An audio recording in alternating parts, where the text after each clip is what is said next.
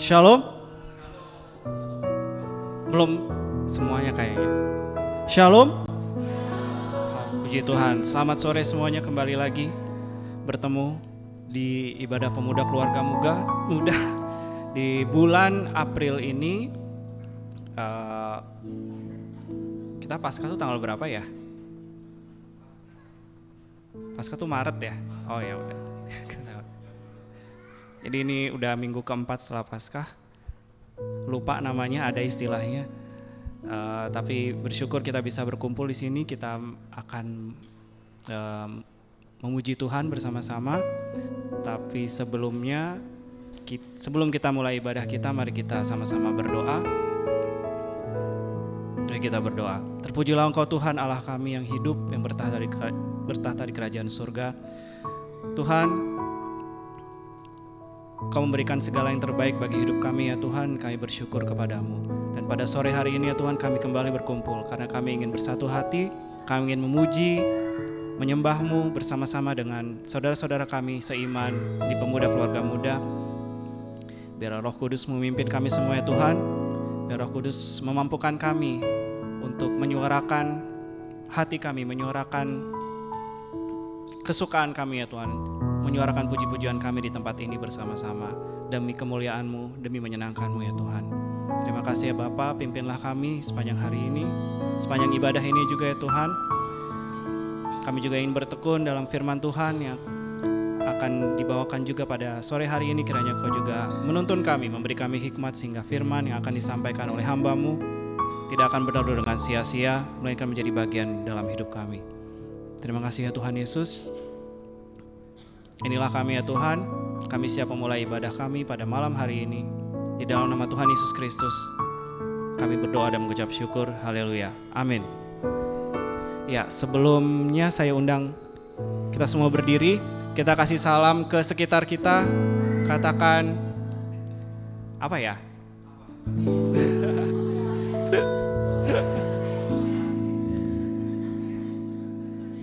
Katakan selamat, senang bertemu kembali denganmu.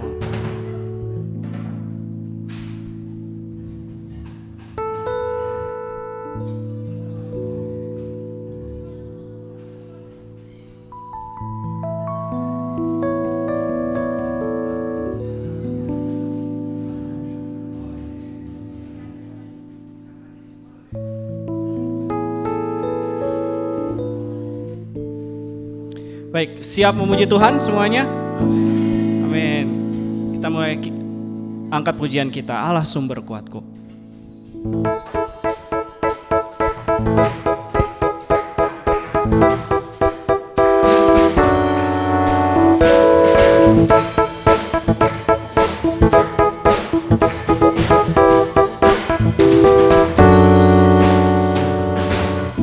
Hanya Kau milikku di surga, tiada yang kuingini di bumi, hanya Kau. Tak kuandalkan kekuatanku, namun yang pasti Kau tetap selamanya. Allah sumber kuatku, Allah sumber kuatku, Allah sumber kuatku dan bagianku selamanya, selamanya.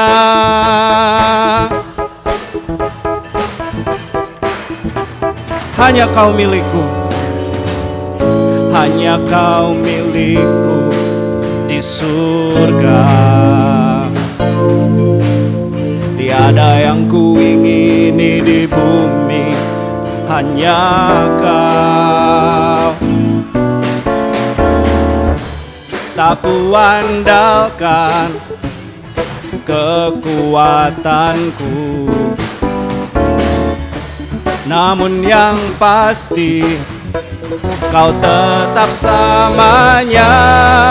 Allah sumber kuatku, Allah sumber kuatku, Allah sumber kuatku dan bagianku selamanya. Allah sumber kuatku, Allah sumber kuatku, Allah sumber kuatku dan bagianku selamanya, selamanya. Yang bersuka cita kita nyanyikan lagi, Allah sumber kuatku, Allah sumber kuatku, Allah sumber kuatku, Allah sumber kuatku dan bagianku selamanya. Allah sumber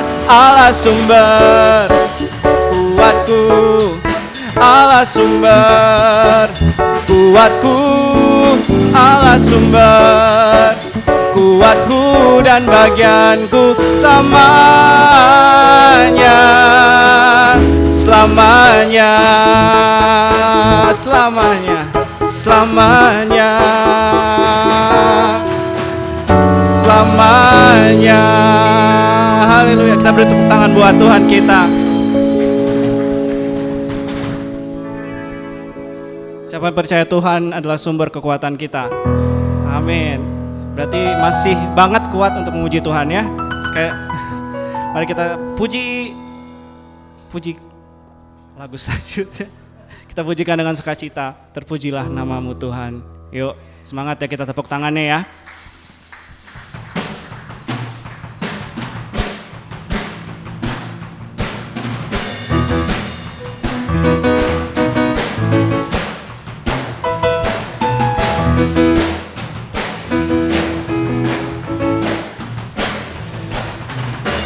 Terpujilah namamu Tuhan, kuat dan penuh kemuliaan. Satu suara kami nyatakan, kebesaran-Mu tetap selamanya. Terpujilah namamu, terpujilah namamu Tuhan, ajaib dan penuh keagungan. Satu hati kami nyatakan, kerajaan-Mu kekal selamanya.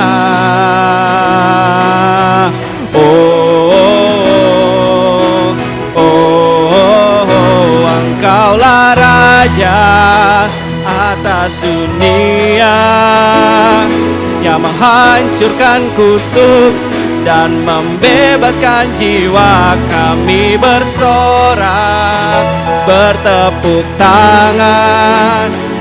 Engkau Tuhan berjaya dan memerintah untuk selamanya. Amin.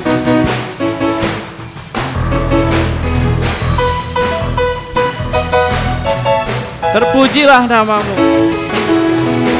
terpujilah namamu Tuhan, kuat dan penuh kemuliaan.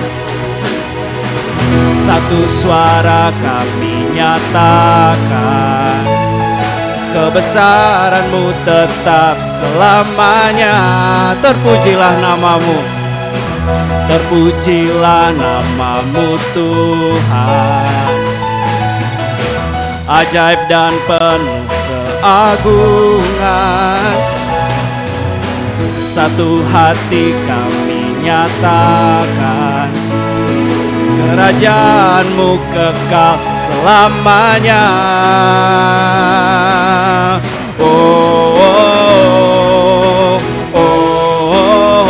Engkaulah Raja atas dunia, yang menghancurkan kutuk dan membebaskan jiwa. Kami bersorak, bertepuk tangan. Engkau Tuhan berjaya dan memerintah untuk selamanya. Atas dunia, yang menghancurkan kutuk dan membebaskan jiwa.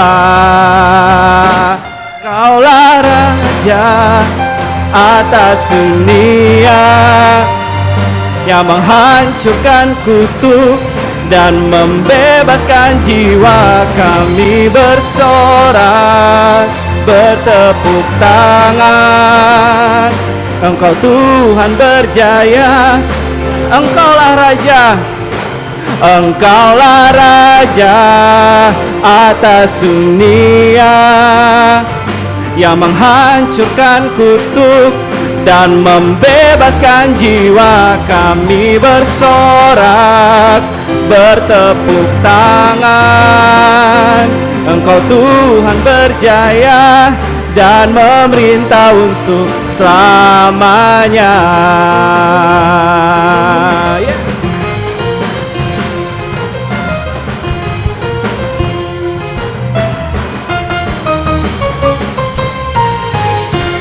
Haleluya, beri tepuk tangan buat kemuliaan Tuhan kita. Amin. Silakan duduk teman-teman.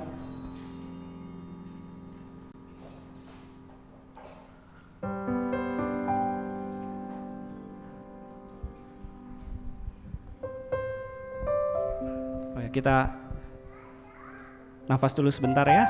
MC-nya juga perlu. Penarinya apa lagi ya kan? Oke. Baiklah.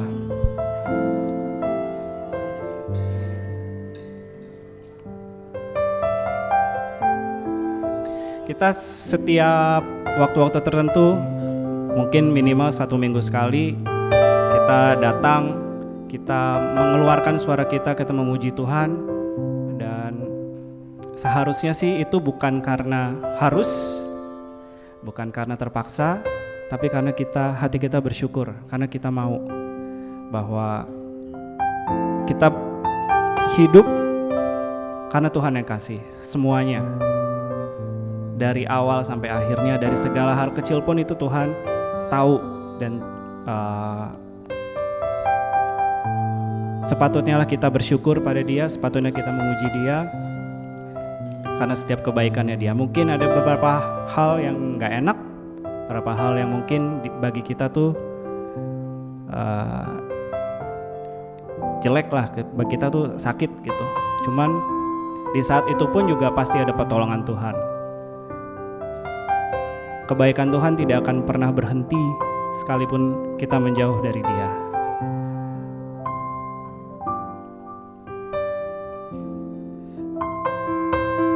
Dan saat ini saya ingin mencoba lagi lagu yang nggak tahu nih terakhir kapan ya dinyanyikan. Natal, waktu Natal.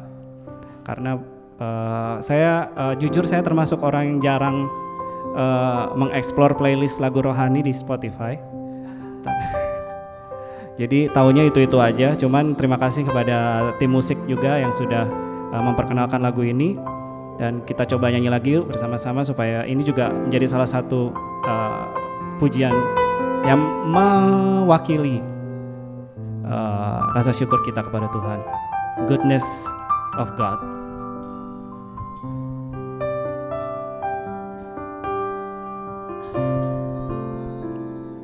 I love you, Lord. Oh, your mercy never fails me. All my days I've been held in your hands.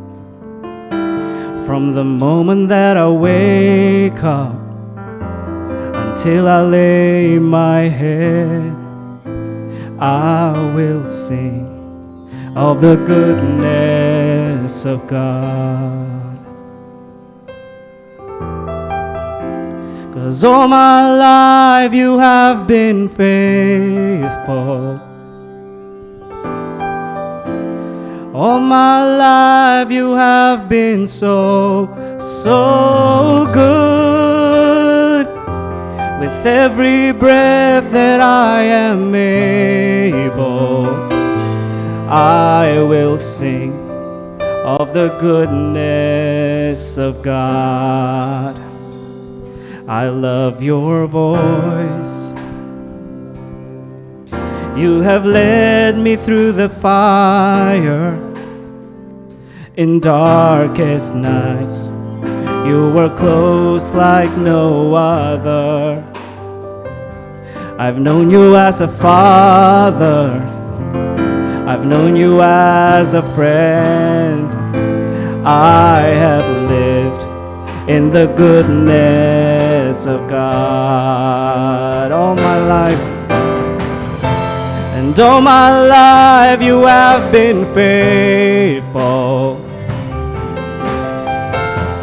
All my life you have been so good. With every breath that I am able, I will sing of the goodness of God all my life. And all my life you have been faithful. And all my life you have been so good. With every breath that I am able, I will sing of the goodness of God. Your goodness is running. Your goodness is running after me. Your goodness is running after me. With my life laid down, I surrender now. I give you everything. Your goodness is running after me. Your goodness is running after me. Your goodness is running after me. With my life laid down, I surrender now. I give you everything. Your goodness is running after me. And all my life you have been faithful. All my life you have been so good. With every breath that I am able, I will sing of the goodness of God all my life. And all my life you have been faithful. All my life you have been so good. With every breath that I am able, I will sing of the goodness of God all my life. And all my life you have been faithful. And all my life you have been so good. With every breath that I am able, I will sing of the goodness. Sing it all my life. And all my life you have been faithful. And all my life you have been so good. With every breath that I am able, I'm gonna sing of the goodness of God. I'm gonna sing of the goodness of God. I'm gonna sing of the goodness of God. Biarkan musik mengalirkan lagu ini. Mari kita renungkan kebaikan Tuhan kita. Ucapkan syukur bagi Dia. Ucapkan syukur dari hati kita, dari pikiran kita. kita hidup dari kebaikan Tuhan. Sepanjang hidup kita, kebaikan Tuhan itu selalu ada. Biarlah kita bersyukur selalu, biarlah kita selalu menyambut Tuhan. Biarlah kita selalu menyambut kebaikan-Nya. Jangan abaikan, jangan hindarkan. Biarlah kebaikan Tuhan itu datang pada kita. Biarlah Tuhan bekerja dalam hidup kita, menjadikan kita seperti yang Dia inginkan. Ucapkanlah syukur bagi Dia. Terima kasih Tuhan. Terima kasih atas kebaikan-Mu ya Tuhan. Terima kasih atas segalanya ya Tuhan. Puji Engkau, Tuhan yang selalu setia, Tuhan yang selalu baik bagi kita. Biarlah kita memuji nama-Nya, kita menyanyikan kebaikan-Nya dalam setiap nafas yang kita punya. Terima kasih Tuhan.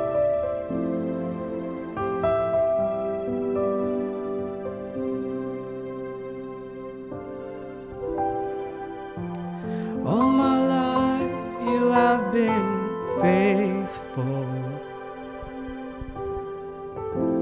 and all my life you have been so good. With every breath that I am able, I'm gonna sing of the goodness of God. Sekali lagi kita naikkan. All my life, and all my life you have been faithful. All my life you have been so good. With every breath that I am able, I'm gonna sing of the goodness of God. I will sing of the goodness of God. I will sing of the goodness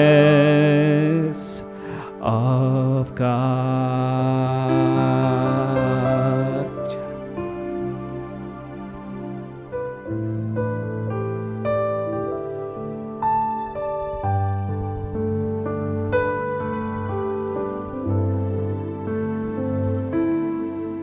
Terlalu besar kasih-Mu Bapa, pengorbanan yang Kau berikan bagiku. Terlalu mahal darah-Mu Yesus, tercurah untuk menebus hidupku. Terlalu besar, terlalu besar kasih-Mu Bapa, pengorbanan yang Kau berikan bagiku.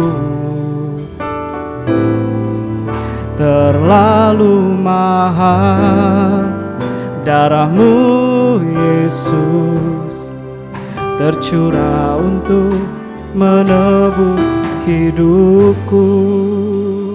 Kita naikkan lagu ini dari awal. Telah kulihat bukti kasih-Mu, telah kulihat bukti kasih-Mu. Kau menderita gantikanku dengan darah-Mu, dengan darah-Mu. Kau selamatkanku, kini ku hidup menyenangkan-Mu. Terlalu besar kasih-Mu Bapa, pengorbanan yang Kau berikan bagiku. Terlalu mahal darah-Mu Yesus, tercurah untuk menebus hidupku. Telah kulihat bukti kasih-Mu Tuhan. Telah kulihat bukti kasih-Mu. Kau menderita gantikanku. Dengan darah-Mu Kau selamatkanku. Kini ku hidup menyenangkan-Mu. Terlalu besar kasih-Mu Bapa, pengorbanan yang Kau berikan bagiku. Terlalu mahal darah-Mu Yesus, tercurah untuk menebus hidupku. Terlalu besar, terlalu besar kasih-Mu Bapa, pengorbanan yang Kau berikan bagiku. Oh, terlalu mahal darah-Mu Yesus, tercurah untuk menebus hidupku. Oh, terlalu besar kasih-Mu Bapa,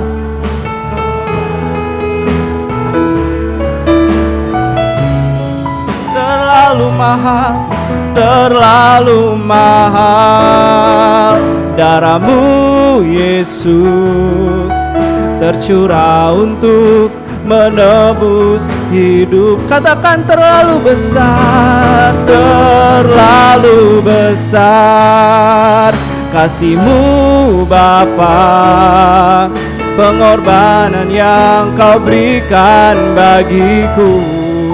Oh, terlalu mahal darah-Mu Yesus, tercurah untuk menebus hidupku.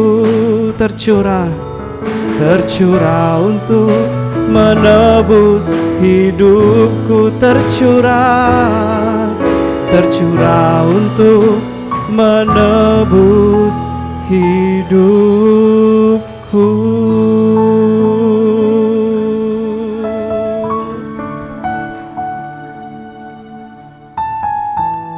Untuk Bapak Pendeta Alfian.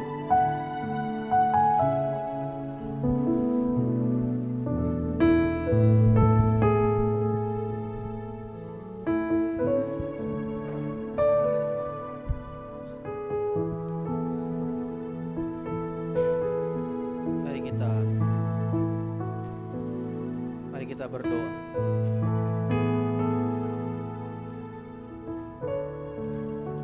Kami berterima kasih ya Tuhan.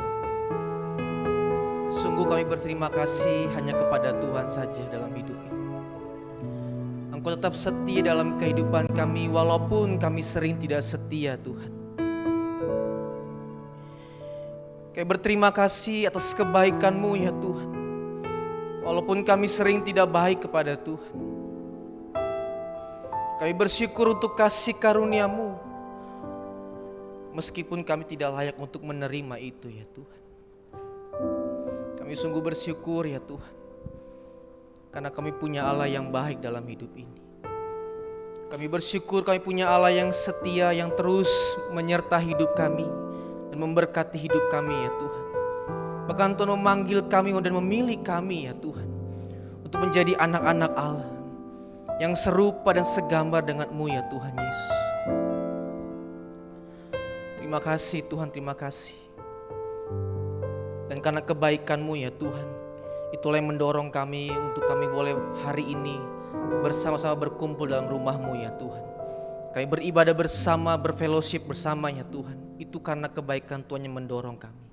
Dan oleh karenanya ya Tuhan, kami memberi hati kami, telinga kami, pikiran kami ya Tuhan, ke hadapan Tuhan. Beri kami hati seorang hamba ya Tuhan, telinga seorang murid, supaya kami bisa dibentuk oleh kebenaran firman Tuhan. hidup kami menjadi berkat bagi banyak orang lain, dan Tuhan dipermuliakan. Terima kasih Tuhan, terima kasih. Berbicara kepada kami melalui kebenaran firman-Mu, karena kami siap untuk merenungkannya. Di dalam nama Tuhan Yesus. Haleluya, haleluya. Amin.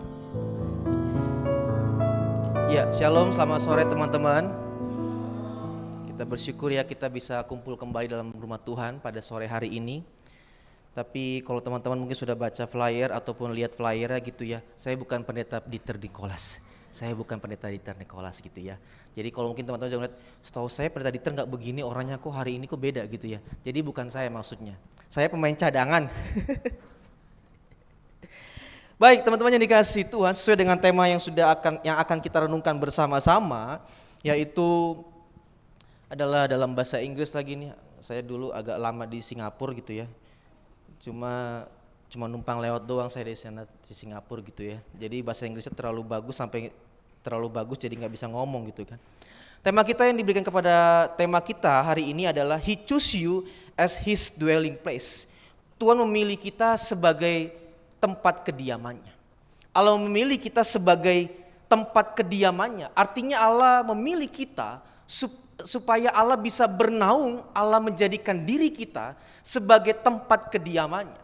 Nah, oleh karena itu mari kita buka bersama-sama di dalam Mazmur pasal yang 132. Mazmur pasal 132. Kita akan baca sama-sama ya teman-teman. Mazmur 132 ayat yang ke-13 sampai dengan ayat yang ke-17. Mazmur 132 ayat yang ke-13 sampai dengan ayat yang ke-17. Mungkin screen boleh bantu tolong tampilkan juga, supaya teman-teman juga boleh baca bersama-sama. Kita akan baca silih bergantian. Mazmur 132 ayat yang ke-13 sampai dengan ayat yang ke-17. Kita akan baca secara responsoria. Ayat yang ke-13 saya, teman-teman ayat yang ke-14, seterusnya kita bergantian sampai ayat yang ke-17. Di bawah judul perikopnya adalah Daud dan Sion, pilihan Tuhan. Sebab Tuhan telah memilih Sion, mengingininya menjadi tempat kedudukannya.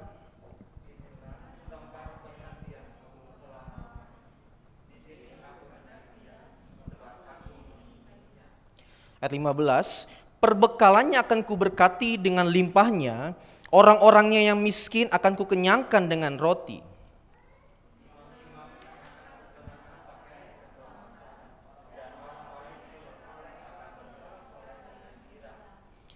Bersama-sama, di sanalah aku akan menumbuhkan sebuah tanduk bagi Daud, aku akan menyediakan sebuah pelita bagi orang yang kuurapi. Teman-teman yang dikasihi Tuhan, seperti saya sampaikan di awal bahwa tema kita hari ini adalah Tuhan memilih kita sebagai tempat kediamannya. Artinya Allah bernaung di dalam diri kita, Allah memberikan rohnya yang kudus kepada kita supaya Allah berdiam di dalam diri kita, dan kita menjadi orang-orang yang menjadi representasi Allah di tengah-tengah dunia ini. Namun saya ingin coba mengajak teman-teman untuk sekejap kita lari kepada perjanjian baru. Saya ingin mengingat kepada sebuah statement Rasul Paulus gitu ya. Saya ingin sedikit kita melihat dulu bagian lain gitu ya sebelum kita kembali kepada Mazmur tadi. Di dalam 1 Korintus pasal yang ke-6 ayat yang ke-19 sampai dengan ayat yang ke-20 dikatakan begini. Atau tidak tahukah kamu bahwa tubuhmu adalah bait Roh Kudus yang diam di dalam kamu, Roh Kudus yang kamu peroleh dari Allah, dan bahwa kamu bukan milik kamu sendiri. Ayat yang ke-19 ayat 20. Sebab kamu telah dibeli dan harganya telah lunas dibayar. Karena itu muliakanlah Allah dengan tubuhmu. Jadi teman-teman yang dikasihi Tuhan, kalau kita mengingat kembali perkataan Rasul Paulus ini, maka Rasul Paulus ingin berbicara kepada kita bahwa karena kamu bisa beriman, bukan karena kita bisa beriman ya, tapi karena kita menerima iman, percaya kepada Kristus, maka seluruh kehidupan kita yang sia-sia, kehidupan kita yang lama itu telah dibeli oleh Tuhan melalui pengorbanannya di kayu salib. Sehingga ketika Allah membeli kita melalui pengorbanan anaknya yang tunggal di kayu salib, kematian Yesus Kristus sebagai Tuhan dan Juru Selamat kehidupan kita, maka hidup kita sepenuhnya menjadi milik kepunyaan Allah. Sama halnya seperti teman-teman beli handphone gitu ya, cash. Apakah teman-teman akan bolak-balik kembalikan handphonenya? Enggak kan? Pasti akan menjadi milik sepenuhnya. Demikian juga ketika kita bicara mengenai hidup kita sebagai kediaman Allah, ini bukan sebuah usaha di mana kita bisa memperoleh sebuah identitas bahwa Allah berdiam di dalam diri kita atau kita disebut sebagai kediaman Allah. Tapi semata-mata itu karena janji Allah kepada Daud pada masa itu. Bahwa Allah akan membangun sebuah bait Allah, namun bukan melalui tangan Daud, melainkan melalui Salomo. Meskipun kalau kita baca dalam Mazmur tadi, dalam ayat yang pertama sampai ayat yang ke-12, di situ diekspresikan bagaimana Daud berpikir, ya. Di sini saya belajar teman-teman ya, bahwa orang yang diurapi Tuhan atau orang yang percaya kepada Tuhan Yesus, maka dia selalu memikirkan apa yang menjadi kepentingan Tuhan di dalam hidupnya. Bahkan menjadi kepentingan Tuhan di dalam kehidupan bersama-sama. Daud pada masa itu berpikir bahwa sebelum Salomo membangun bait Allah gitu ya dalam masa pemerintahannya, itu bait Allah sifatnya seperti nomaden. Kehadiran Allah itu digambarkan melalui taut perjanjian Allah yang kemana-mana selalu digotong berpindah-pindah. Karena pada masa itu juga Allah belum mau berdiam dalam sebuah tempat ataupun berdiam dalam sebuah wilayah menjadi sebuah simbol kehadiran Allah. Dan ketika Daud melihat bahwa tabut perjanjian itu perlu ditempatkan dalam sebuah tempat yang semestinya ditempatkan, Daud merasa bahwa dia harus membangun bait Allah. Ya. Makanya kalau kita memperhatikan kisahnya Daud itu ya teman-teman, Daud itu begitu merindukan dia bisa membangun bait Allah. Ternyata tapi Tuhan tidak menginginkan Daud menjadi seorang pembangun bait Allah, melainkan Salomo. Meskipun kalau kita baca tadi dalam Mazmur tadi ya, itu Daud benar-benar tidak bisa tidur ya. Coba kita buka ayat yang ketiga gitu ya. Sesungguhnya aku tidak akan masuk ke dalam kemah kediamanku, tidak akan berbaring di ranjang petiduranku. Sesungguhnya aku tidak akan membiarkan mataku tidur atau membiarkan kelopak mataku terlelap sampai aku mendapat tempat untuk Tuhan, kediaman untuk yang maha kuat dari Ayub. Di sini pemazmur Asaf menggambarkan sebuah perasaan kondisi batin yang dialami oleh Daud pada masa itu, bahwa dia begitu menginginkan bait Allah itu terbangun melalui pemerintahannya. Tetapi Allah mempunyai rencana yang lain, bahwa bukan kamu. Makanya kalau kita perhatikan di dalam ayat yang ke-11 gitu ya. Tuhan telah menyatakan sumpah setia kepada Daud, ia tidak akan memungkirinya. Seorang anak kandungmu akan kududukan di atas tahtamu. Meskipun Daud begitu merindukan bahwa dirinya bisa membangun sebuah bait Allah, yang dimana tempat itu menjadi sebuah simbol kehadiran Allah di tengah-tengah dunia pada masa itu. Tapi Tuhan berkata tidak. Ini hanya melalui keturunanmu saja, yaitu Salomo. Nah teman-teman yang dikasih Tuhan, saya ingin mengajak kita bisa memahami bahwa ternyata ada sebuah pergeseran arti dan makna. Kalau kita bicara mengenai bait Allah yang pada masa dalam perjanjian lama itu, bait Allah itu sifatnya menetap ya pada masa kerajaan Salomo gitu ya, menetap itu menjadi sebuah simbol kehadiran Allah di tengah-tengah umatnya. Tapi kalau kita melihat perjanjian baru, itu ada sebuah pergeseran makna dan arti tentang bait Allah yang menjadi sebuah simbol kehadiran Allah di tengah-tengah umatnya. Makanya kalau tadi kita perhatikan dalam perkataan Rasul Paulus bahwa tubuhmu adalah bait roh Allah yang kudus. Kalau dalam perjanjian lama itu kita mengenal bahwa bait Allah itu secara fisik yang dibangun oleh Salomo pada masa itu, bait Allah itu dalam rupa gedungnya, maka di dalam perjanjian baru kita bisa melihat bahwa bangunan fisik yang menjadi simbol representasi Allah di tengah-tengah umatnya itu bergeser menjadi bangunan rohani. Kalau dalam perjanjian lama itu Yerusalem atau Sion itu menjadi sebuah pusat ibadah dan simbol kehadiran Allah. Ya. Tapi dalam perjanjian baru justru yang menjadi pusat ibadah kita itu adalah Tuhan Yesus. Dan kita menyembah Dia di dalam roh dan kebenaran. Jadi kalau dulu orang Israel itu harus, makanya kan dalam Mazmur itu kan dikatakan nyanyian ziarah. Mereka sedang berziarah kembali ke Yerusalem. Sampai dalam perjalanan menuju Yerusalem mereka mengingat kembali bagaimana Daud yang diurapi Tuhan, yang dipakai Tuhan. Di mana juga Allah berjanji akan membangun bait Allah melalui keturunannya. Jadi setiap perjalanan ziarah bangsa Israel pada masa itu tujuannya karena mereka ingin beribadah di Yerusalem sebagai pusat ibadah. Tetapi ketika dalam perjanjian baru kita bisa melihat bahwa ternyata setiap kita yang menerima kasih karunia Allah, Roh Allah berdiam di dalam diri kita. Amin. Jadi setiap kita itu ketika percaya kepada Tuhan Yesus, maka Roh Allah itu berada di dalam diri kita. Kita tidak menjadi manusia yang seorang di dalam dunia ini. Kita tidak menjadi manusia yang hidupnya semau-mau saya sendiri, tetapi semau-maunya Tuhan. Amin. Memang agak susah sih kalau bicara ini ya teman-teman. Secara statement gampang sekali diucapkan, betul ya Bang ya? Ya, gampang. Tapi dilakukan itu tidak mudah. Kenapa? Karena kita telah menjadi milik Allah sepenuhnya. Makanya kalau kita membuka dalam Injil Yohanes pasal yang keempat ayat yang ke-23, Injil Yohanes pasal yang keempat ayat yang ke-23, ini sebuah diskusi percakapan antara Tuhan Yesus dengan perempuan Samaria pada masa itu di pinggir sumur Yakub. Tuhan Yesus berkata bahwa ayat 23 Yohanes 4. Tetapi saatnya akan datang dan sudah tiba sekarang bahwa penyembah-penyembah benar akan menyembah Bapa dalam roh dan kebenaran. Sebab Bapa menghendaki penyembah-penyembah demikian. Jadi kalau orang Yahudi pada masa itu menjadikan Yerusalem sebagai pusat ibadah dan mereka menganggap bahwa disitulah simbol kehadiran Allah di tengah-tengah umatnya. Maka sekarang orang percaya yang beriman kepada Kristus dan menerima pengampunan daripada Tuhan, maka Yesus sebagai pusat ibadah kita di dalam roh dan kebenaran. Dan kita bisa mengekspresikan penyembahan kita, mengekspresikan ibadah kita di kamar, di kantor, di studi kita, di karir kita. Jadi makanya kita bisa melihat bahwa ini ada sebuah pergeseran. Ketika Tuhan memilih kita menjadi tempat kediamannya, He choose you and me as His dwelling place. Itu berarti Tuhan begitu dekat dengan kita. Tuhan begitu dekat dengan kita dan kita mempunyai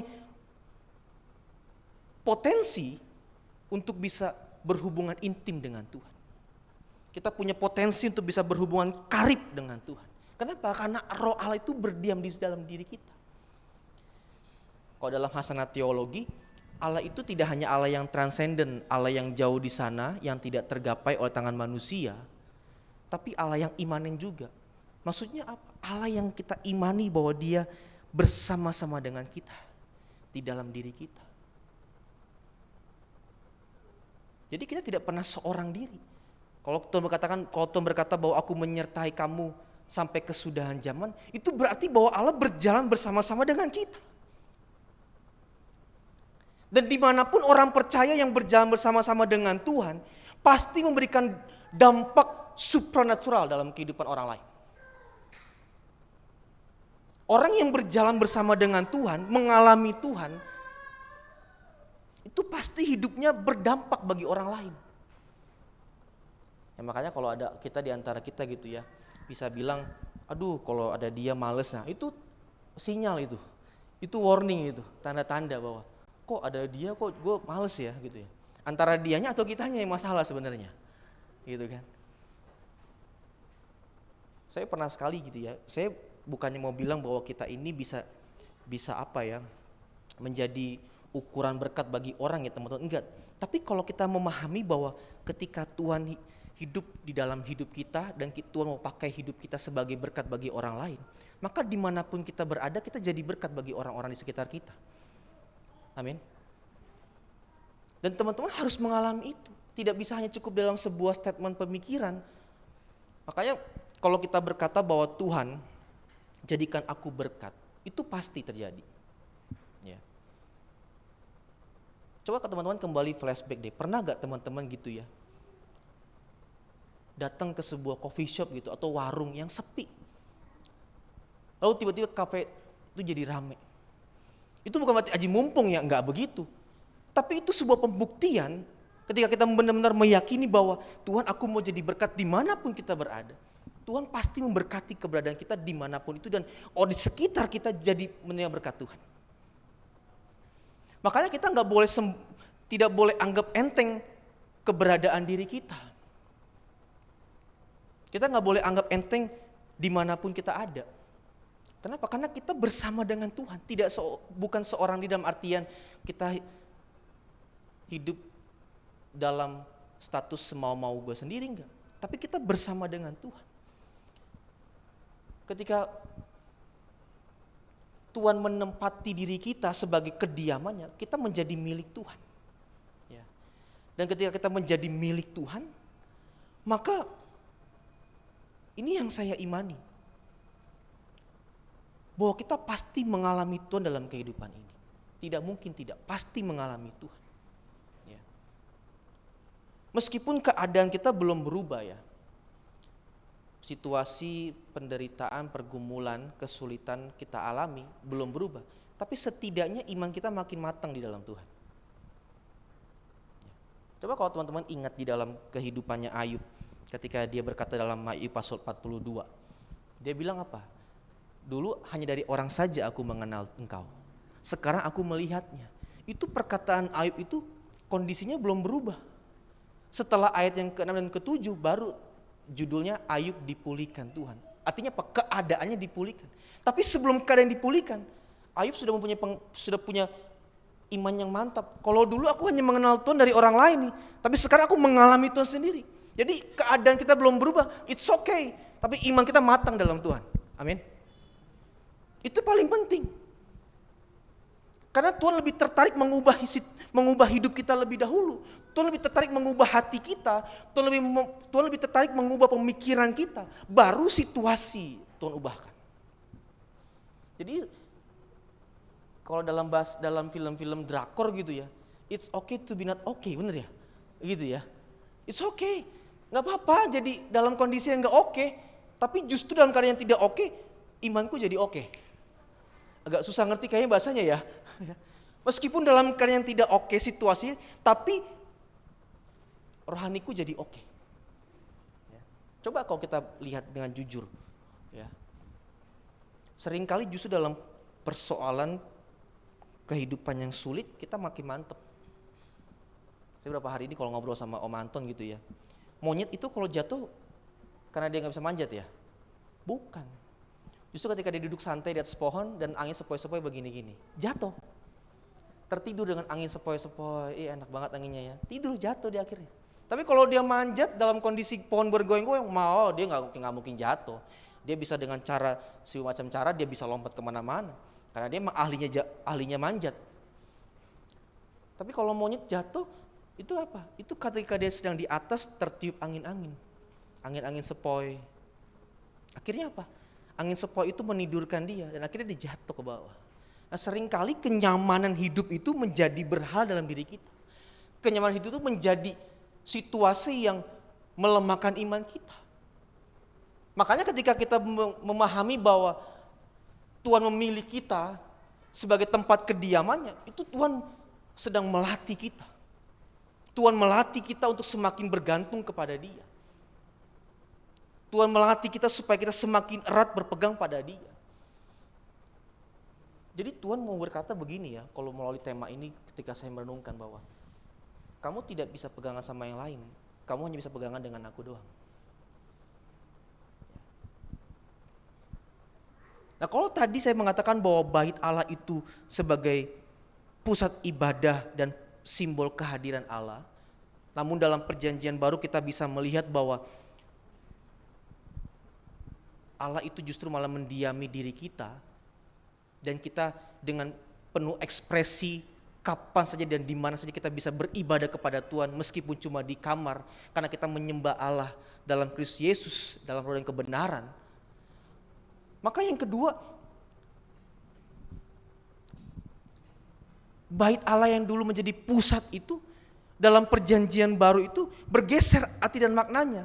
Maksudnya apa? Kalau dulu Yerusalem sebagai pusat, maka dalam perjanjian baru ketika Allah mendiami kita sebagai bait kediamannya, ketika Allah mendiami kita ketika Allah mendiami diri kita sebagai bait kediamannya, maka kediaman Allah itu bisa berkembang dengan luas. Makanya kalau teman-teman baca di dalam Alkitab gitu ya, Kisah Rasul, surat-surat Rasul Paulus, itu situasi yang dihadapi oleh mereka itu dalam kondisi yang terjepit. Tapi justru ada sebuah statement mengatakan bahwa begini, semakin terhimpit, semakin semakin dihimpit semakin merambat. Ya kan? Kita jadi lihat bahwa ternyata justru ketika Allah mendiami diri kita, lalu situasi sulit menghimpit kehidupan kita, kita jadi makin bergantung kepada Tuhan. Hidup kita jadi sebuah kesaksian, dan orang lain melihat kesaksian itu, dan mereka diteguhkan imannya, dan akhirnya mereka membuat sebuah persekutuan. Nah, makanya di sini ketika kita bicara mengenai tema Tuhan memilih kita sebagai bait kediamannya, kita diajak oleh Tuhan tuh untuk kita bisa membangun sebuah komunitas. Jangan jadi, makanya saya ingat banget dulu ada seorang pendeta di sini ya, siapa namanya ya, yang marganya Bong, kayak di Bong. Jangan jadi orang Kristen yang jago kandang, maksudnya cuma di gereja. Tapi coba impartasikan kuasa Allah itu, kasih karunia Allah, pengalaman pribadimu dengan Tuhan kepada orang lain. Nah, ketika orang lain melihat hidupmu yang dipulihkan Tuhan, yang berjalan di dalam kebenaran, yang berjalan dalam kasih karunia Allah, maka orang lain tertarik untuk bisa menikmati Tuhan melalui kehidupan kita. Makanya gak heran ada banyak komunitas-komunitas rohani yang bisa lahir di luar gereja. Jadi teman-teman yang dikasih Tuhan, kita harusnya bersyukur sekali bahwa Tuhan memilih kita sebagai tempat kediamannya. Kenapa? Karena Tuhan ingin bergaul dengan kita. Kekristenan itu mengajarkan kepada kita bahwa kita bukan kita yang mencari Tuhan, bukan. Tapi Tuhan yang mencari kita. Itu konsisten dari perjanjian lama sampai perjanjian baru. Hanya Tuhan yang mencari manusia. Bukan kita yang berusaha menggapai Tuhan dengan hidup saleh, dengan hidup berbuat baik, maka Tuhan menghampiri kita. No, tapi justru malah Tuhan yang menghampiri kita dalam keadaan yang tidak baik. Abraham itu melalui Allah yang menghampiri dia. Nuh juga demikian. Sampai kepada diri kita masing-masing hari ini adalah orang-orang yang Tuhan jumpai kehidupannya. Jadi ketika kita merenungkan topik Dia memilih saya dan saudara sebagai tempat kediamannya, itu berarti Tuhan ingin kita bergaul supaya kita semakin mengenal Tuhan secara pribadi. Kita punya personal relationship dengan Tuhan. Kita punya persekutuan yang intim dengan Tuhan. Nah, hari-hari ini kan justru kontras sekali dengan keadaan di mana orang itu ditekankan untuk produktivitas, kerja terus. Yang penting karena apa? Tujuannya cuan. Tekan, makanya zaman sekarang kalau kita perhatikan ya, kita it's okay lah bayar lebih mahal. Kenapa? Karena waktu itu penting. Kalau dulu uang, sekarang waktu. Waktu semakin dijepit, tapi angka produktivitas pun juga semakin ditekan. Beda dengan zaman sekarang, justru orang percaya diajar untuk semakin punya hubungan yang personal dengan Tuhan, tapi dunia justru makin menarik kita untuk tidak punya persekutuan dengan Tuhan. Ya, zaman sekarang udah maju teknologi, it's okay kita Zoom terus, kita YouTubean aja, online aja ibadahnya gak masalah kok. Memang COVID itu menunjukkan bahwa kita bisa bergaul dengan Tuhan secara pribadi, vertikal saja cukup ketika masa COVID. Tapi itu tidak cukup sebenarnya. Sebab persekutuan kita itu harus vertikal dan horizontal. Harus memenuhi hukum salib. Ketika kita mempunyai hubungan dengan Tuhan, kita juga harus membagikan pengalaman itu kepada orang lain. Jadi kita gak bisa hidup hidup eksklusif ya bahasanya ya, hidup sendiri tok gitu loh. Yang penting punya hubungan dengan Tuhan deh. Gak cukup punya hubungan dengan Tuhan, kita juga harus bagikan pengalaman itu pada orang lain. Kenapa? Karena itu panggilan kita untuk menceritakan kasih Tuhan. Ya. Bahkan tidak cukup hanya untuk punya hubungan dengan Tuhan secara pribadi, kita juga harus mengalaminya itu. Jadi sebenarnya orang percaya itu harus punya pengalaman dengan Tuhan. Benar gak? Jadi hari-hari ini kan kita melihat ada ajaran-ajaran sesat Kristen progresif lah, ya. Bahkan ada lagi yang baru keluar tuh, si Gavin ya kan, itu ajaran baru lagi apa tuh, progresif plus lah itu, gitu kan. Makin nggak karuan. Mungkin kita juga berkata, aduh kayaknya saya nggak bisa memahami juga kekristenan lebih dalam. Tapi kalau kita punya pengalaman dengan Tuhan, kita nggak goyang imannya. Bahkan kita punya kepekaan, ketajaman untuk bisa mengatakan bahwa itu salah. Kenapa? Berdasarkan pengalaman kita dengan Tuhan. Kita mungkin terbatas untuk mengatakan bahwa, aduh saya nggak begitu memahami lah doktrin Tritunggal, doktrin keselamatan dan lain sebagainya. Tapi karena saya punya pengalaman pribadi dengan Tuhan, saya bisa menilai bahwa itu salah. Itu tidak benar. Jadi kita harus kembali mengingat tema ini tuh ketika saya dikasih gitu ya. Waduh, Koko benar-benar kayaknya semalam suntuk dia berdoa tuh untuk temanya gitu kan. Sampai dia bilang, sampai judulnya Tuhan memilih kita sebagai tempat kediamannya. Waduh, ini bukan tema yang kaleng-kaleng sebenarnya. Tema yang serius banget asli. Kenapa? Karena hari-hari ini orang maunya hidupnya bebas. Tanpa keterikatan sesuatu dalam hidup ini. Kalau kita belajar dalam iman Kristen, justru kita seperti merasa bahwa ada yang mengikat kita nih, yaitu Tuhan Yesus. Saya jadi gak bebas berekspresi. Padahal justru dalam kebebasan itulah yang kita menjadi orang-orang yang mempunyai malapetaka besar. Ada sebuah statement mengatakan begini, justru kebebasan yang bebas itu adalah kebebasan yang terikat. Contoh misalnya, kalau di lampu merah ya teman-teman, lampu merah itu artinya berhenti kan? Benar ya, berhenti ya. Teman-teman bisa kok turun di pinggir jalan sambil nari-nari begini. Bebas, orang di situ kita berhenti kok. Kita mau dari motor kita mau turun dari mobil, lalu kita salamin orang, bebas. Selama waktunya itu ada, masih merah, yaudah kita salamin aja, bebas. Tapi coba kita berhenti di lampu hijau, terlalu salam-salaman, mati gak? Make sense kan? Justru kebebasan yang yang sebebas-bebas mungkin itu jadi masalah besar. Nah justru ketika kita mengerti bahwa ketika Tuhan itu bernaung di dalam diri kita jadi terikat dengan Tuhan, kita jadi milik kepunyaan Tuhan. Dan ketika kita menjadi milik kepunyaan Tuhan, kita tahu siapa diri kita. Kita juga tahu bagaimana menjalani kehidupan ini dengan baik dan benar di hadapan Tuhan.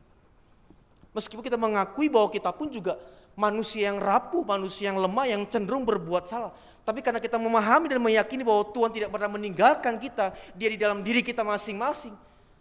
Sebesar apapun masalah kehidupan kita, sebesar apapun kerapuhan diri kita dan kelemahan diri kita, tidak ada yang mustahil bagi Tuhan. Tuhan bisa mengubah hidup kita. Makanya saya selalu berdoa, Tuhan aku manusia yang rapuh. Aku manusia yang penuh kelemahan, dan oleh karenanya aku membutuhkan Tuhan. Dengan kita semakin menyadari bahwa aku manusia yang rapuh, manusia yang lemah, cenderung berbuat salah di hadapan Tuhan dan di hadapan orang lain, kita justru semakin membutuhkan Tuhan. Nah kalau teman-teman mungkin baru lihat gitu ya, Instagram saya gitu ya, mungkin coba boleh follow dulu sih kita. Enggak, ini cuma, itu hanya intermezzo aja. Saya bilang begini di dalam postingan saya. Ada banyak orang berkata bahwa putus asa itu berdosa. Kenapa? Karena itu tanda kurang beriman. Justru Paulus pun juga berputus asa dalam pelayanan kehidupannya. Namun ketika dia berputus asa, dia menyadari bahwa itu sebuah kesadaran bahwa dia rapuh, dia manusia terbatas di hadapan Tuhan dan membutuhkan Tuhan. Sama dengan kehidupan kita. Kalau kita menyadari bahwa kita ini bisa berputus asa, kita mengerti bahwa kita manusia yang terbatas. Jadi kita butuh Tuhan.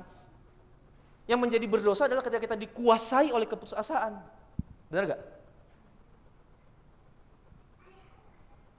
Tapi bersyukur ketika kita menyadari bahwa aku manusia yang terbatas, rapuh, gampang berbuat salah di hadapan Tuhan. Tapi karena Tuhan telah menebus hidup saya dan menjadi milik, dan aku telah menjadi milik kepunyaan Tuhan, Allah berdiam di dalam hidupku, rohnya diberikan kepadaku, maka aku menjadi orang yang terus hari demi hari Tuhan mampukan saya untuk bisa mengalami perubahan hidup, dan hidupku dipakai oleh Tuhan jadi berkat, dan hidupku menjadi representasi kehadiran Allah di dalam kehidupan sehari-hari. Makanya kalau saya mau bilang secara ekstrim ya, agak sedikit ekstrim nih ya, jadi tuan di kantormu. Jadilah tuan di kampusmu. Bukan kita jadi tuan yang dalam artian super power, no, tapi kita menjadi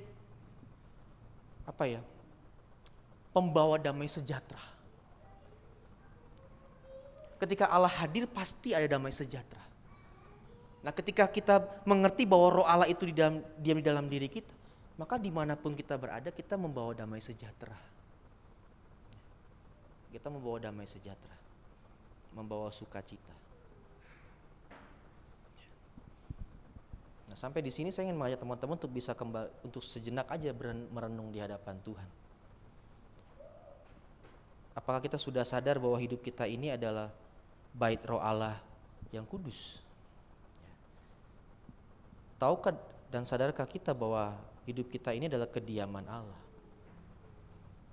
Nah, kalau kita sudah sadar bahwa hidup kita ini adalah kediaman Allah, maka bagaimana respon kita terhadap kebenaran ini? Mau tidak mau kita harus cek. Sekarang teman-teman ambil handphonenya, keluarkan handphonenya, buka notesnya, tulis. Ayo, ini pendeta yang suruh nih.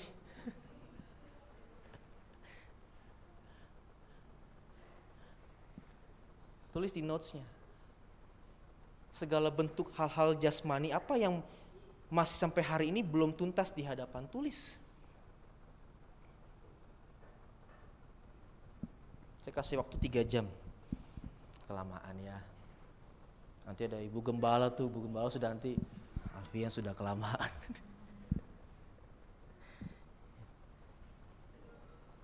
Sebab dengan kita mengukur sejauh mana perilaku kita di hadapan Tuhan dan dalam kehidupan bersama, itu menunjukkan kesadaran kita.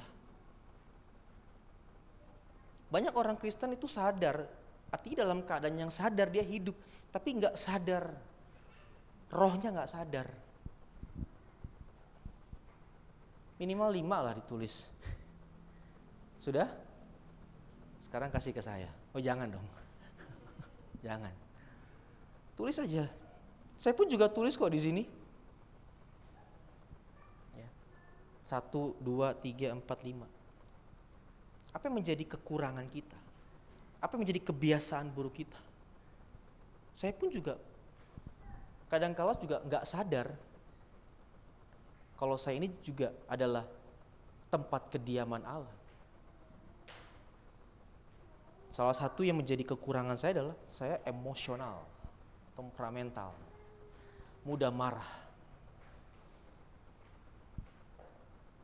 Dan itu menjadi PR panjang saya. Sudah tulis? Sudah tulis belum? Sudah ya?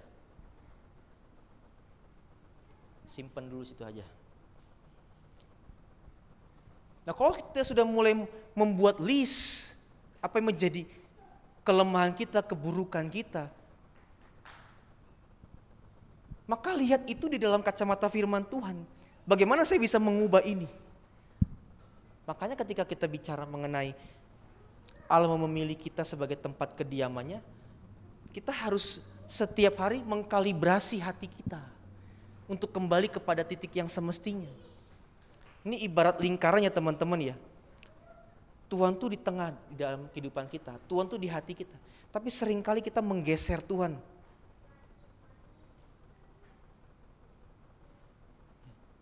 Kita tahu bahwa Tuhan itu harus ditaruh di hati kita sebagai pusat kehidupan. Tapi seringkali dengan situasi, dengan keinginan, keegoan kita geser Tuhan tuh. Lalu akunya yang naik. Makanya kita perlu mengkalibrasi hati kita kepada firman Tuhan. Dan saya percaya bahwa ketika kita benar-benar menghayati bahwa hidup kita ini adalah bait kediaman Allah, Allah memilih kita untuk berdiam di dalam diri kita. Meskipun susah kehidupan kita, masalah apapun tidak menjadi masalah besar. Kekurangan apapun di dalam diri kita tidak menjadi perkara yang besar di hadapan Tuhan. Sebab ketika Tuhan itu memilih kita menjadi tempat kediamannya, maka pasti hidup kita diubah Tuhan. Mazmur pasal 132 tadi, ayat yang ke-15.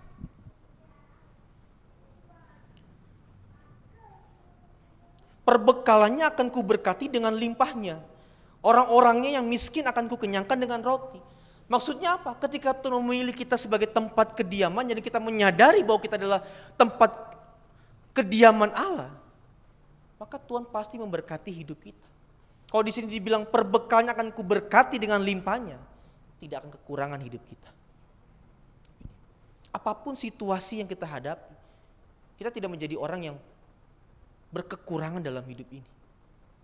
Tadi pagi di sekolah minggu saya bilang, meskipun kamu lahir di tengah-tengah keluarga yang mungkin dalam ukuran manusia, rumahnya masih ngontrak, tidak rumahnya besar, sekolahnya pun juga bukan di sekolah yang bagus, tapi setidaknya kamu tidak menjadi anak yang minta-minta di pinggir jalan.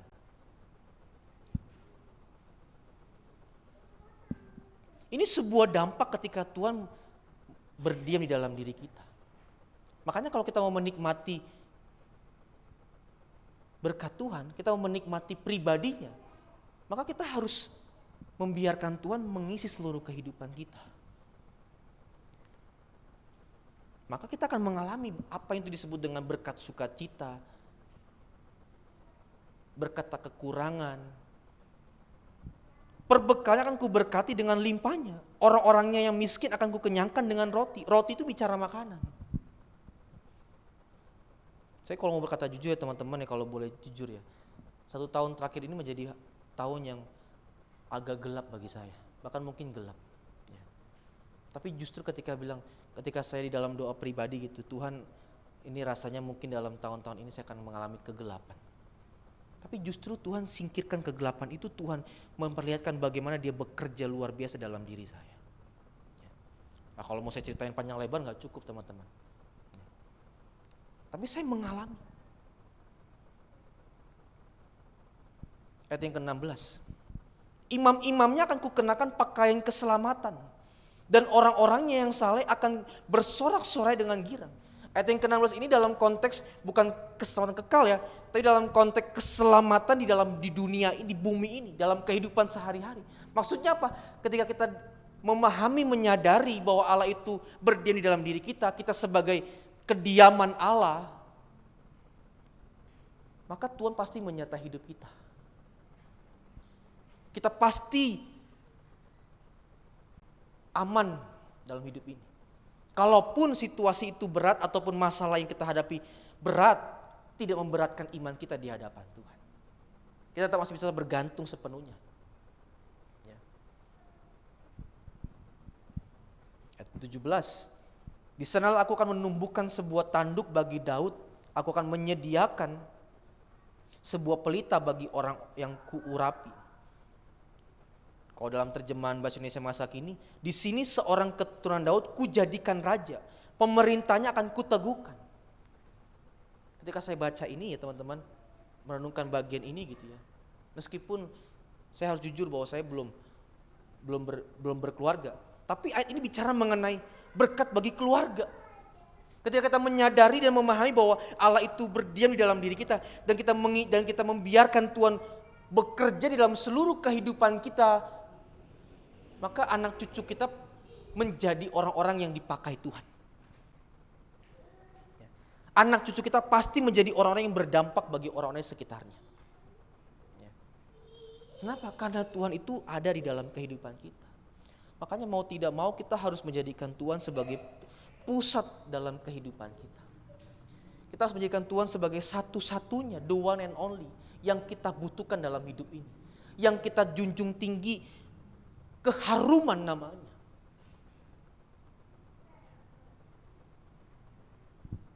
Jadi teman-teman yang dikasih Tuhan, tema kita hari ini mengingat kita kembali bahwa siapa kita di hadapan Tuhan.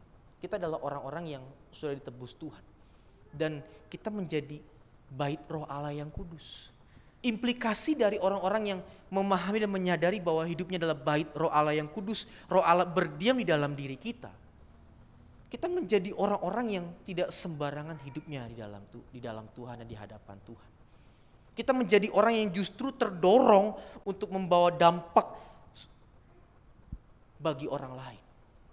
Meskipun kita punya kekurangan, tapi kita juga menyadari dan meyakini bahwa Tuhan tidak mungkin meninggalkan kehidupan kita. Justru apa? Kita merayakan kehidupan ini bersama dengan Tuhan. Kita merayakan hidup ini bersama dengan Tuhan walaupun keadaannya tidak mengenakan. Kita merayakan itu sebagai ungkapan syukur dan sukacita karena Tuhan memilih kita untuk berdiam di dalam diri kita. Amin. Tuhan memberkati kita semua.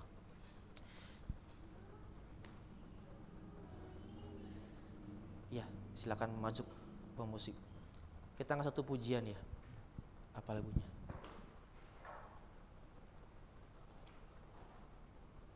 Ada lagunya?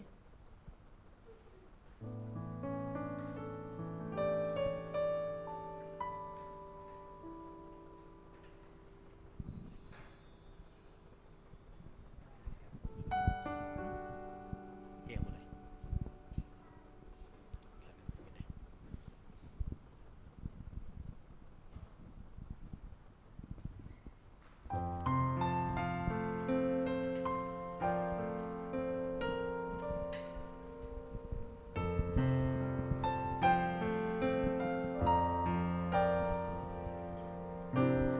Kau telah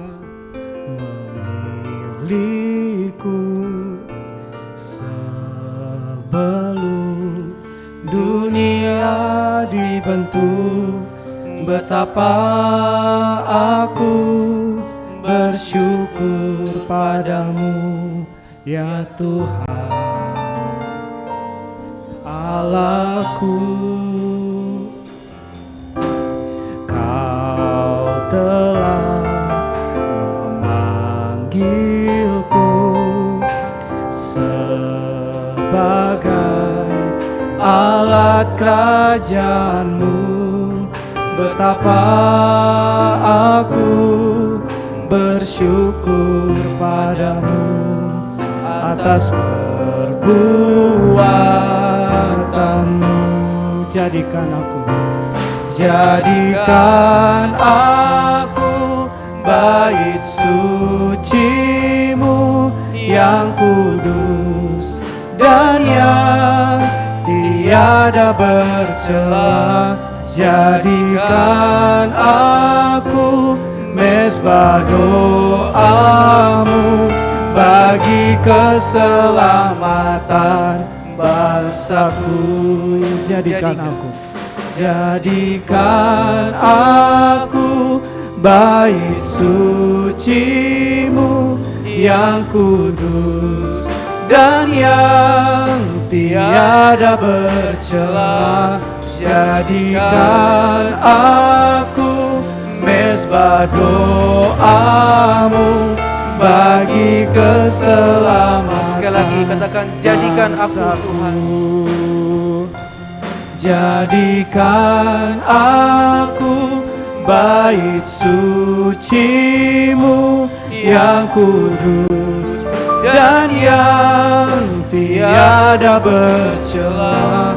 Jadikan aku mezbah doa-Mu bagi keselamatan bangsaku. Teman-teman yang dikasih Tuhan, kalau tadi sewaktu saya berkhotbah, saya sempat nyuruh teman-teman untuk tulis dalam notes teman-teman di handphone. Sekarang buka kembali, saya mengajak kita semua untuk mari kita berdoa secara pribadi kepada Tuhan. Apa yang sudah kamu tulis di dalam notes tadi secara pribadi, entah itu kekuranganmu, kelemahanmu, kerapuhanmu, bahkan juga mungkin ada harapanmu. Engkau berdoa secara pribadi. Ambil komitmen untuk meninggalkan hal-hal yang tidak baik yang sudah teman-teman tulis di dalam notes tadi. Kemudian hapus, buang notes itu kembali.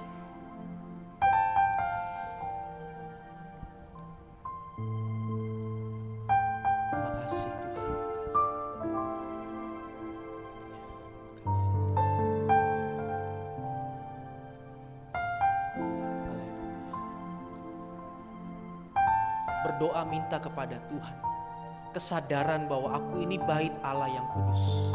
Aku menjadi sebuah representasi Allah di keluarga, di tempat pekerjaan, di karir kita masing-masing, di studi kita masing-masing, bahkan dalam kehidupan bermasyarakat kita menjadi perpanjangan tangan Tuhan. Dan oleh karena saya mengajak kita semua untuk mari kita membereskan yang belum benar di hadapan Tuhan, supaya Tuhan memakai kehidupan kita menjadi lebih dan lebih lagi berdampak bagi banyak orang lain. Karena Tuhan menginginkan hidup kita yang menyenangkan hati Tuhan. Haleluya. Amin.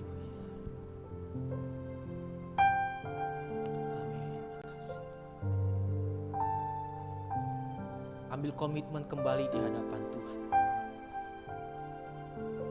Kita bersyukur bahwa Tuhan memilih hidup kita. Tapi seringkali kita tidak menjadi alat di tangan Tuhan. Seringkali kita tidak bergerak berdasarkan tuntunan Tuhan. Kita mungkin menjauh dari kehadiran Tuhan di tengah hidup kita. Ambil kembali komitmen bahwa aku mau hidup setia di hadapan Tuhan. Aku mau kembali kepada rancangan Allah yang semula. Bahwa Allah memilih aku menjadi bait sucinya Tuhan. Supaya banyak bangsa-bangsa boleh melihat Kristus dalam kehidupan kita masing-masing. Terima kasih Tuhan, terima kasih. Haleluya, haleluya. Amin, amin. Jadikan aku bait suci-Mu yang kudus dan yang tiada bercela. Tuhan mendengar. Jadikan aku mesbah doa-Mu bagi keselamatan Katakan dengan sungguh-sungguh, jadikan aku. Jadikan aku bait suci-Mu yang kudus dan tak bercacat di hadapan Tuhan.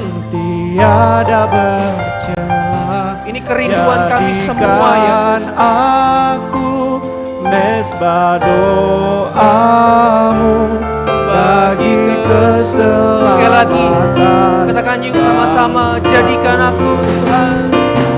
Jadikan aku bait suci-Mu yang kudus dan yang tiada bercela.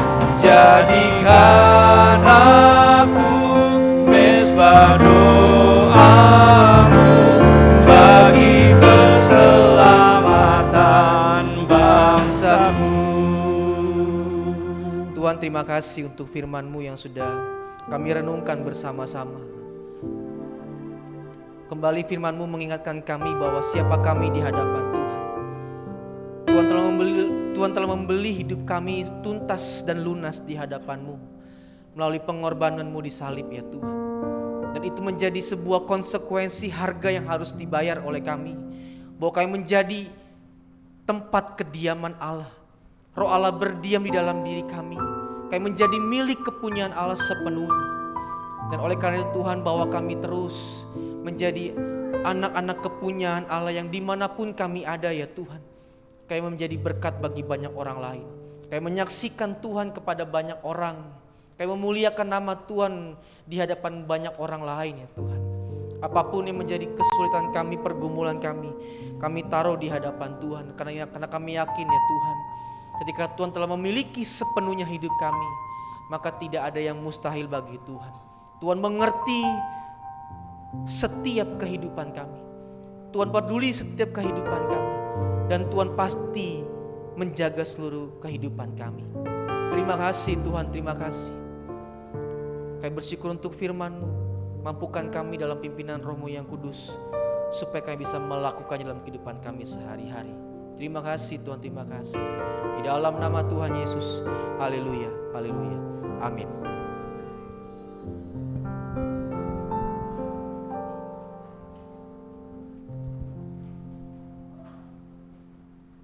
Baik, terima kasih untuk Pendeta Alfian Rawung. pengumuman dulu kali ya.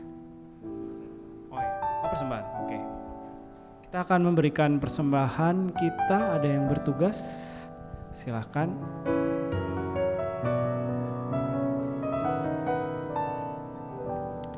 Sambil kita memberikan persembahan kita naikkan kembali Allah sumber kuatku ini.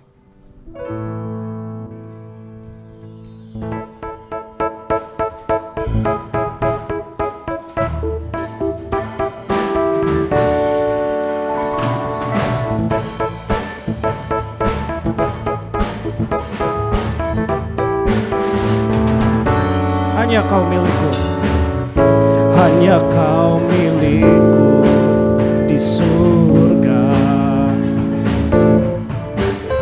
Tiada yang ku ingini di bumi, hanya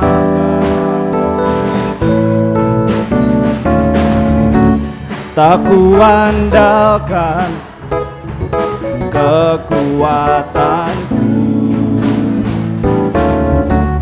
namun yang pasti kau tetap sama. Allah sumber kuatku, Allah sumber kuatku, Allah sumber kuatku dan bagianku selamanya. Allah sumber kuatku, Allah sumber kuatku, Allah sumber kuatku dan bagianku selamanya, selamanya, selamanya, selamanya.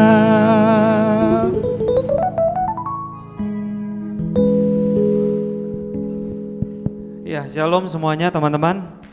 Ya, kita akan dengarkan pengumuman untuk kegiatan kita ya, Pemuda Keluarga Muda di bulan depan. Dan kita mau sharing satu video dulu. Ingat nggak bulan lalu kita bikin video games? Udah dilihat belum sih? Coba di itu dong, di show dulu gitu ya. Udah ada videonya? Oh belum ada, ya sudah deh kalau belum ada nggak apa-apa. Pengumuman yang reguler aja. Berarti nanti bisa di tag aja di Instagram kita ya. Oke. Oke. Pengumuman untuk kegiatan kita bulan depan. Kita akan ibadah lagi di tempat ini tanggal 26 Mei ya, 26 Mei. Dan pembicaranya Pendeta Yeri Patinasarani ya, sudah lama beliau nggak join kita. Kita doakan tanggal 26 Mei ya, ajak teman-teman kita ya.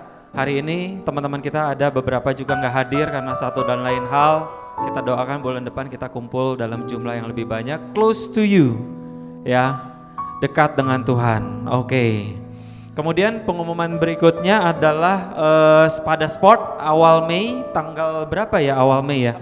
Tanggal 4 Mei ya. Ya. Ikutan badminton, Nicole, Fanya, Mita, ya, Orlando juga, Otniel juga, ya kita badminton bareng. Tanggal 4 Mei di Dian Jaya masih lokasi ya, masih di Dian Jaya ya, di Perumnas.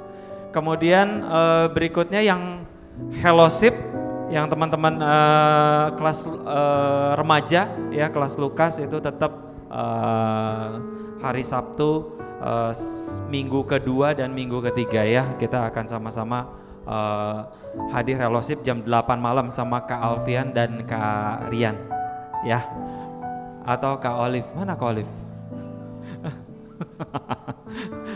Oke, berikutnya ada lagi ya, ini yang Spada yang kita yang keluarga muda minggu kedua minggu ketiga juga hari Sabtu jam 9 ya.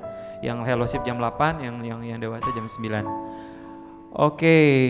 Kemudian baca Alkitab 2 pasal, saya lihat absensinya belakangan sempat banyak, tapi belakangan ini kembali menyusut lagi. Ya nggak apa-apa, tetap maju terus dalam Tuhan. Dan jangan lupa teman-teman yang belum daftar glamping, ayo daftar glamping ya. Seorang yang single 50.000, yang keluarga satu keluarga 100.000 ya. Ya, jadi yang belum daftar, ayo daftar ke Ibu Melani boleh ya. Oke, paling itu aja pengumumannya. Kita mau tutup ibadah kita sama-sama. Yuk kita bangkit berdiri sama-sama. Allah sumber kuatku lagi. Allah sumber. Yuk bangkit berdiri sama-sama. Kuatku, Allah sumber kuatku. Allah sumber kuatku dan bagianku selamanya, selamanya. Dan saya lupa, ada kita saat ini mau juga merayakan yang ulang tahun selama bulan April. Yang ulang tahun bulan April dong, boleh maju ke depan. Ayo. Happy birthday to you. Happy birthday to you. Happy birthday, happy birthday, happy birthday to you. Happy birthday, happy birthday to you. Ada lagi yang bulan April 1 sampai 30 ya, 30 April. Happy birthday, happy birthday to you. Oke. Ayo boleh ditiup bersama-sama ya. Udah boleh tiup kan ya sekarang ya? Udah boleh. Boleh. Oke ya. 1, 2, 3. Oke. Silakan dipegang kuenya. Yuk kita sebelum doa syafaat kita mau doa berkati mereka ya. Agak ke tengah lagi berdirinya. Oke. Yuk kita satu hati dalam doa teman-teman. Terima kasih Tuhan, kami bersyukur buat bulan April ini Tuhan. Bulan yang penuh dengan berkat dan sukacita Tuhan. Karena teman-teman kami untuk Aster, untuk Pendeta Alfian, dan juga untuk Keana Tuhan. Kau tambahkan 1 tahun usia dalam hidup mereka.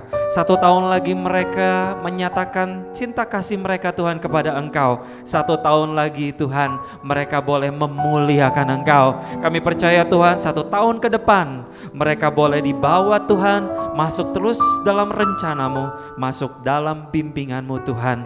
Terima kasih ya Bapa, biarlah gadamu dan tongkat-Mu menyertai sepanjang perjalanan hidup mereka bersama dengan Tuhan. Kami percaya mereka cakap menanggung segala sesuatu dan masa depan mereka Tuhan, Engkau yang menyatakan dalam kehidupan mereka pribadi lepas pribadi. Engkau yang memegang kendali atas keluarga mereka, atas kehidupan mereka, atas sekolah mereka, atas masa depan mereka Tuhan.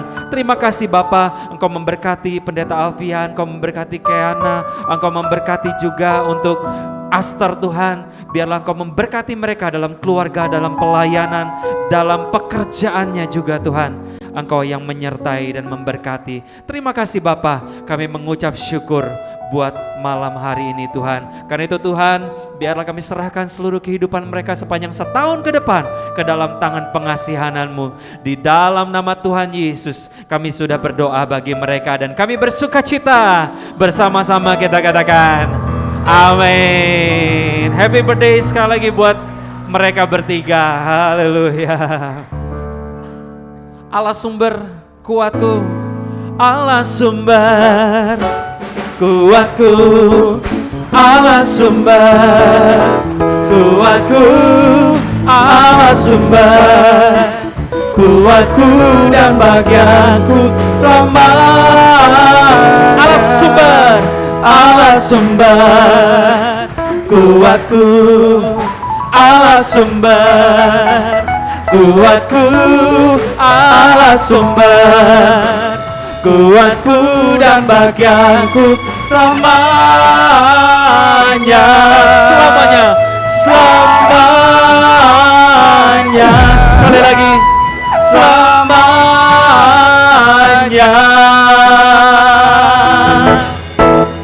Selamanya. Selamanya. Selamanya. Oh, oh, oh. Selamanya. Nah, sebelum menutup dalam doa syafaat dan doa berkat, kasih salam 5 orang. Katakan, kamu adalah bayi Tuhan. Kamu adalah bayi Tuhan. Kamu adalah bayi Tuhan. Bayi Tuhan, bayi Tuhan. Amin. Amin. Terima kasih buat Pendeta Alfian, buat sharingnya yang luar biasa malam hari ini. Yuk kita sama-sama doa syafaat, nanti ditutup doa berkat. Doa berkat kembali oleh Kak Alfian ya. Oke, yuk kita sama-sama berdoa. Oh ya, teman-teman yang ngerasa gempa tadi malam ada? Ya, itu di selatan Jawa ya, dan memang di Sepada kita berulang-ulang bilang ini selatan Jawa nih, kita benar-benar doain ya. Selatan Jawa, kemudian di Jawa Timur juga yang Tuban itu terus menerus gitu kan ya. Bahkan yang di Sulawesi yang Gunung Ruang. Gunung Ruang itu berpotensi tsunami, yang ngasih tahu negara Jepang loh. Itu potensi tsunami gitu. Itu yang ngasih tahu Jepang. BMKG Indonesia di adem ayem aja gitu. Jadi kita benar-benar doain Indonesia ya, segala sesuatu tidak menjadi baik, dan bahkan katanya kita mau masuk La Nina ya, La Nina tuh badai ya, badai La Nina. Tapi sebelum badai La Nina katanya ada panas ekstrim. Waduh ya, kita doa deh, aduh Tuhan, kita minta belas kasihan Tuhan ya malam hari ini ya. Yuk kita satu hati dalam doa. Terima kasih Tuhan, kami mengucap syukur buat malam hari ini. Sebelum kami pulang Tuhan, kami mau bawa bangsa dan negara kami. Kami sungguh berduka cita Tuhan karena hal-hal yang Kau izinkan terjadi, untuk gempa-gempa ataupun mungkin ancaman-ancaman ataupun prediksi-prediksi, megatrust, gunung-gunung meletus. Saat ini Tuhan kami berdoa buat Indonesia, kami minta belas kasihan-Mu Tuhan, supaya Engkau jauhkan itu semua dari Indonesia Tuhan. Atau Engkau memberikan kekuatan buat setiap bangsa kami Tuhan, segenap bangsa kami Tuhan. Sehingga apapun yang kami hadapi dalam keadaan yang tidak menentu, gempa, goncangan, megatrust, gunung meletus, likuifaksi, tanah longsor, banjir bandang, banjir rob Tuhan, gelombang tinggi, tsunami Tuhan. Kami berdoa Tuhan, kami minta belas kasihan-Mu seperti Abraham meminta Tuhan kepadamu. Kalau bisa Tuhan, janganlah Kau menghukum Indonesia Tuhan. Lalukanlah segala bencana ini dari tengah-tengah kami Tuhan. Terima kasih Bapa, kami tahu Engkau yang mengampuni segala dosa dan kesalahan bangsa kami. Kami terus berdoa buat Pak Jokowi Tuhan, di akhir pemerintahannya Engkau terus membimbing beliau Tuhan, sehingga boleh membawa negara ini terus masuk dalam transisi, dalam pemerintahan yang baru Tuhan, menjadi bangsa yang baik, menjadi yang bangsa yang besar. Engkau memberkati juga presiden berikutnya, Pak Prabowo dan Mas Gibran Tuhan.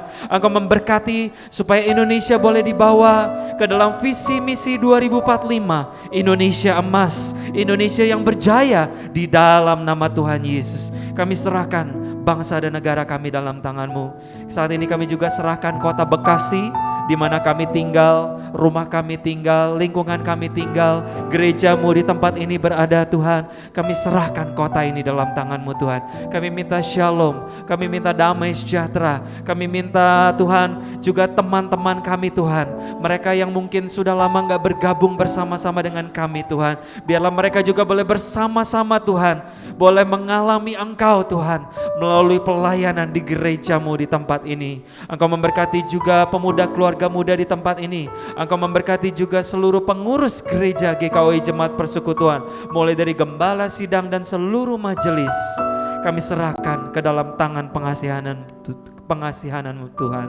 Terima kasih ya Bapak, terima kasih. Dan malam hari ini Tuhan, kami juga sekali lagi mau menyerahkan teman-teman kami yang berulang tahun. Biarlah mereka Tuhan di usia yang bertambah di bulan April ini Tuhan, Kau tambah-tambahkan hikmat, dan tambah-tambahkan kasih karuniamu dalam kehidupan mereka Bapa, sehingga mereka boleh terus memuliakan Tuhan dalam kehidupanmu. Terima kasih ya Bapa, terima kasih Tuhan buat ibadah kami sore hari ini. Kami bersyukur juga untuk Kak Alfian, untuk pendeta Alfian Tuhan. Kami menyerahkan hamba-Mu ini terus dalam tangan-Mu Tuhan. Pakai masa mudanya Tuhan untuk hormat kemuliaan nama-Mu, menyatakan kebenaran-Mu Tuhan, dan membawa banyak jiwa Tuhan untuk kembali kepada Engkau ya Tuhan, kembali kepada kasih yang mula-mula. Terima kasih Tuhan, dan Engkau juga memberkati setiap kami yang sudah terlibat pelayanan pada malam hari ini, untuk tim tari, untuk tim musik, untuk Kareno Tuhan, untuk Kak Otnil dan Karian Tuhan. Terima kasih buat setiap kami yang sudah ambil bagian, untuk Kak Agatha juga kolektan Tuhan. Engkau memberkati setiap kami yang sudah ambil bagian pada malam hari ini. Terima kasih Tuhan, biarlah segala pujian, hormat dan syukur kami kembalikan hanya bagi Engkau. Dan sebentar kami akan pulang meninggalkan tempat ini, kami akan menerima berkat yang akan disampaikan melalui hamba-Mu Tuhan. Bapak Pendeta Alfian, Kak Alfian silakan.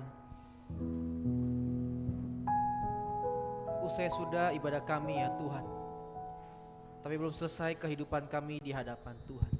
Dan oleh karenanya Tuhan, kami terus meminta pertolongan Tuhan, pimpinan Tuhan sekali masing-masing, supaya hidup kami terus ada di dalam kebenaran Tuhan, ada di dalam jalan kebenaran firman-Mu. Terima kasih Tuhan. Teman-teman yang dikasih Tuhan, arahkanlah hatimu kepada Tuhan dan terimalah berkat daripada Tuhan. Segala berkat yang melimpah dari Allah Bapa, berkat yang kudus dan mulia dari Gembala Agung kita Yesus Kristus, serta berkat pertolongan dan penghiburan oleh Roh-Nya yang kudus, itulah yang senantiasa menyertai dan memberkati hidup kita, mulai malam hari ini, besok sampai selama-lamanya. Amin. Amin.